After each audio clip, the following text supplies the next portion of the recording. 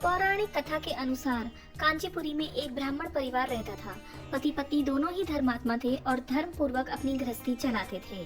इनका नाम देवस्वामी था और इनकी पत्नी का नाम धनवती था। इनके 7 पुत्र और एकमात्र पुत्री थी जिसका नाम गुणवती था। जब गुणवती सयानी हुई तो देवस्वामी ने धनवती से कहा कि पुत्री के विवाह के लिए अब हमें वर देखना चाहिए।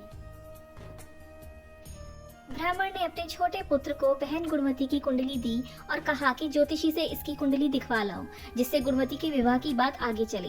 ज्योतिषी को कन्या की कुंडली दिखाई। उसने बताया कि विवाह होते ही कन्या के पति की मृत्यु हो जाएगी। ज्योतिषी की यह बात जब ब्राह्मण परिवार को मालूम हुआ तो वह बहुत दुखी हो गया और इसका उपाय पूछा। ज्योतिषी ने बताया कि हे ब्राह्मण, सिन्हल द्वीप में एक पतिव्रता महिला रहती है जिसका नाम सोमा धोबिन है। यदि कन्या की शादी से पहले सोमा आपके घर आकर पूजन करे और अपना आशीर्वाद दे तो यह दोष दूर हो जाएगा। ब्राह्मण ने अपनी पुत्री गुणवती को अपने सबसे छोटे पुत्र के साथ सिन्हल द्वीप भेज दिया। दोनों भाई बहन सागर किनारे पहुंचकर उसे पार करने का विचार करने लगे। जब समुद्र को पार करने का कोई रास्ता नहीं मिला तो दोनों भूखे प्यासे एक पीपल के वृक्ष के नीचे आराम करने लगे। पेड़ पर घोंसले में एक गिद्ध का परिवार रहता था। उस समय घोंसले में सिर्फ गिद्ध के बच्चे थे। वे सुबह से भाई बहन की बातों और क्रियाकलापों को देख रहे थे।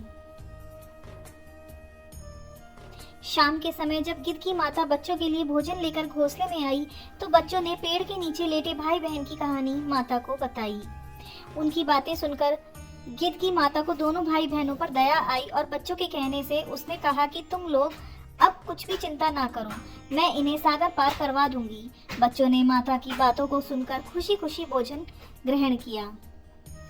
गिद्ध की माता बच्चों को भोजन करवाकर दोनों भाई बहनों के पास आई और बोली कि मैंने आपकी समस्याओं को जान लिया है। अब आप चिंता मत कीजिए, आपकी समस्या का निदान मैं कर दूंगी और आपको सोमा धोबन के पास पहुंचा दूंगी। गिद्ध की बातों को सुनकर दोनों भाई बहनों का मन आनंदित हो गया और उन्होंने वन में मौजूद कंदमूल को खाकर रात काट ली। सुबह होते ही गिद्ध ने दोनों भाई बहनों को समुद्र पार करवा दिया और सिन्हल द्वीप में सोमा धोबन के घर के पास पहुंचा दिया। गुणवती सोमा धोबन के घर के पास छुप कर रहने लगी। हर दिन सुबह होने से पहले गुणवती सोमा का घर लीप दिया करती थी। एक दिन सोमा ने अपनी बहुओं से पूछा कि प्रतिदिन सुबह हमारा घर कौन लीपता है। बहुओं ने प्रशंसा के लोभ से कहा कि हमारे अलावा ये काम और कौन करेगा, लेकिन सोमा को बहुओं की बात पर भरोसा नहीं हुआ और वह यह जानने के लिए पूरी रात जागती रही। सोमा ने सुबह देखा कि एक कन्या उसके आंगन में आई और आंगन लीपने लगी।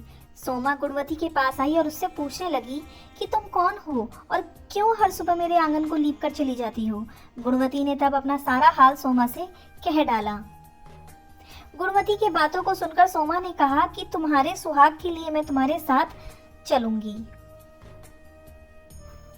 सोमा ने ब्राह्मण के घर आकर पूजा किया, लेकिन विधि का विधान कौन टाल सकता है। गुणवती का विवाह होते ही उसके पति की मृत्यु हो गई। तब सोमा ने अपने सभी पुण्य गुणवती को दान कर दिया।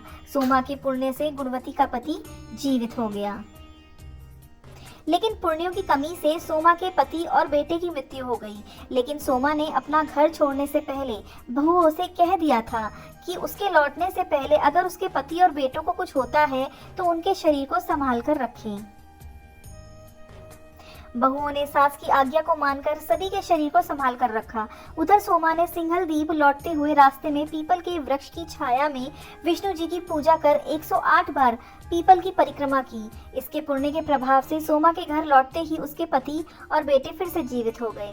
इसीलिए मौनी अमावस्या के व्रत करने वाले व्रतियों को यह कथा सुनकर पीपल की 108 बार परिक्रमा करनी चाहिए और भगवान विष्णु सहित शिव जी की पूजा भी करनी चाहिए।